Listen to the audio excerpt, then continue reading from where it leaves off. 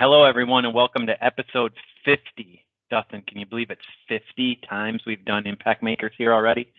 Time flies when you're having fun.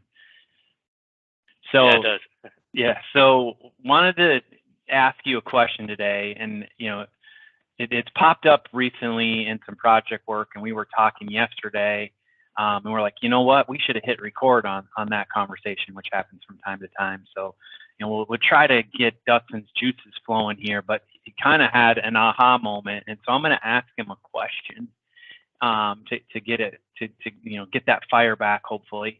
And the question, Dustin, is, what is the biggest thing that CPAs need to avoid when they focus in on transitioning to being more of an advisor instead of a compliance technician? Yeah, so great conversation yesterday, and I wish we would have had a chance to go back and hit record, right? But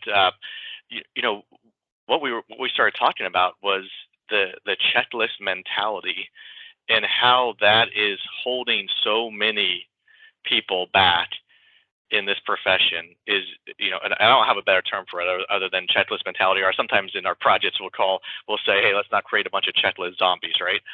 Just going from checklist to checklist, not really knowing what they're doing. And that's the big thing is any chance, we've got to find a way to shift mindsets, to change training, to do something to get away from mindlessly thinking that if I just go through what's on my checklist, I've done my job, I've done a great job, I've serviced the clients, that type of thing.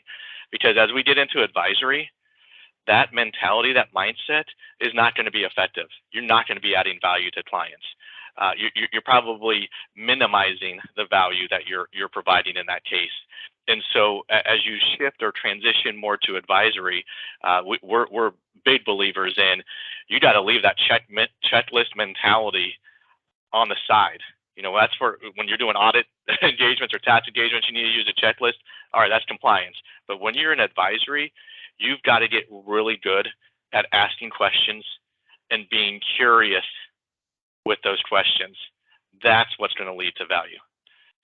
Yeah, so really, we've talked about this before, but to contextualize it from what can we do to bring that mindset forward? And it's really two things.